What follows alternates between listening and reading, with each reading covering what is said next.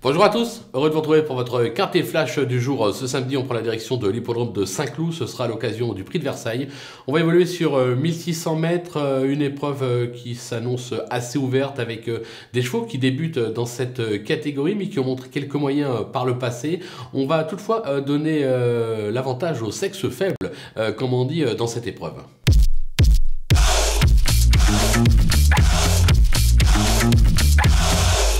Allez, on attaque nos bases avec le numéro 13, In The Mood, qui s'est classée deuxième sur ce parcours lors de ses débuts. Elle n'a fait que confirmer depuis.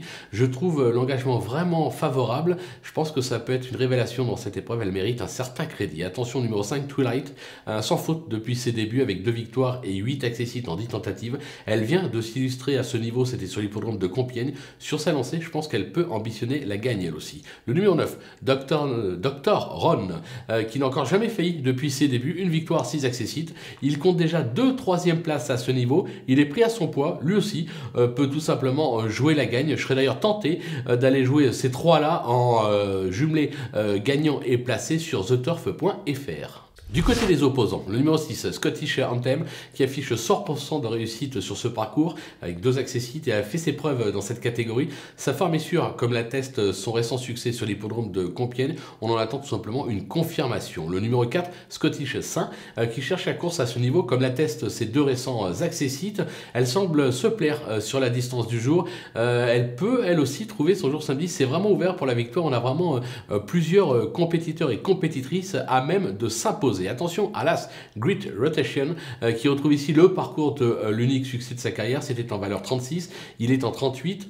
Alors c'est un peu plus compliqué. Je pense qu'il se limitera simplement aux accessites pour la victoire. Ça va être vraiment plus compliqué.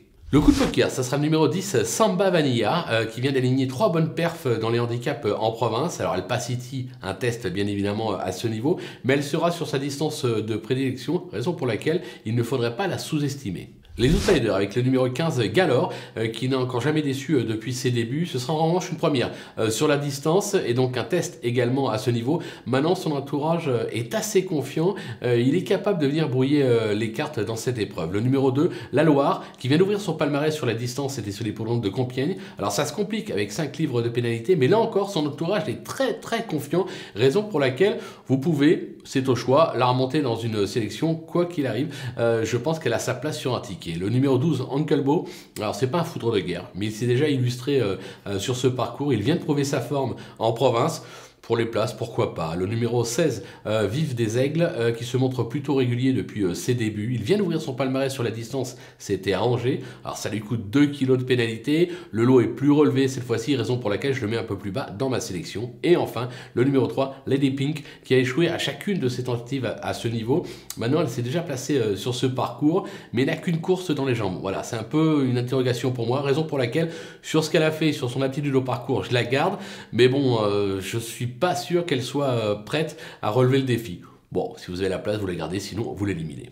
Les délaissés, justement, on y vient avec le numéro 7, Ariasa, façonnée en province, elle y compte quelques bonnes sorties. Maintenant, je la trouve plus à son affaire sur plus long, elle n'a pas de marge au poids, raison pour laquelle je l'écarte. Le numéro 8, Everio, qui s'est placé à ce niveau en 35 de valeur, c'était sur l'hippodrome de Longchamp, pénalisé. Il n'a pas été en mesure de confirmer depuis et n'a qu'une course dans les jambes, raison pour laquelle, là aussi, je l'écarte. Le numéro 11, De Tes Nouvelles, qui ne m'a pas convaincu ces derniers temps, notamment dernièrement sur l'hippodrome de Longchamp.